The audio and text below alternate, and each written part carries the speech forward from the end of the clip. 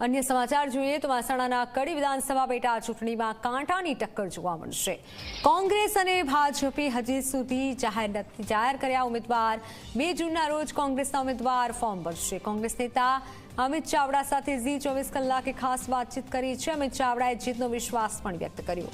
મહત્વનું છે કડી વિધાનસભા પેટા ચૂંટણીના મેદાને શંકરસિંહ વાઘેલાની પ્રજાશક્તિ ડેમોક્રેટિક પાર્ટી ઉતરી છે અને તેમની પાર્ટીના ઉમેદવાર તરીકે ડોક્ટર ગિરીશ કાપડિયા ફોર્મ ભરશે અને આમ આદમી પાર્ટીના ઉમેદવાર તરીકે જગદીશ ચાવડા પોતાની ઉમેદવારી નોંધાવશે। ત્યારે કડી વિધાનસભા ચૂંટણીનો જંગ રસપ્રદ રીતે જામશે।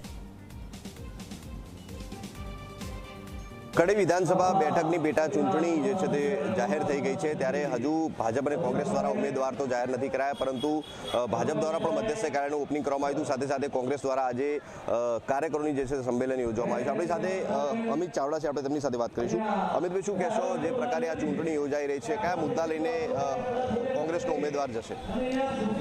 ગુજરાતમાં 2 બેઠકો માટે પેટા ચૂંટણી થવા જઈ રહી છે, કડી અને વિસાવદર, અને આખા ગુજરાતની પ્રજા જે મંદી, મોંઘવારી, ભ્રષ્ટાચારથી ત્રસ્ત છે, જે ભય, ભૂખ અને ભ્રષ્ટાચાર હટાવવાનું વચન આપીને સત્તા સ્થાને બેઠેલા ભારતીય જનતા પાર્ટીના શાસકોના શાસનમાં જે રીતે આજે યુવાનો બેરોજગાર છે, ખેડૂતોની આર્થિક સ્થિતિ ખરાબ છે, કાયદો વ્યવસ્થાની પરિસ્થિતિ પડી ભાગી છે, બહેન દીકરીઓની સલામતીના પ્રશ્નો છે, ખેડૂતો પાયમાલ થયા, આ નાના વેપારીઓથી લઈને યુવાનો, મહિલાઓ અને તમામ વર્ગના જે પ્રશ્નો છે, જે સમસ્યાઓ છે, જે દર્દ છે, એને વાચા આપવા સ્વરૂપ આ ચૂંટણી બની રહેવાની છે। બંને જગ્યાએ કોંગ્રેસના કાર્યકરો તમામ તૈયારીઓ કરી ચૂક્યા છે।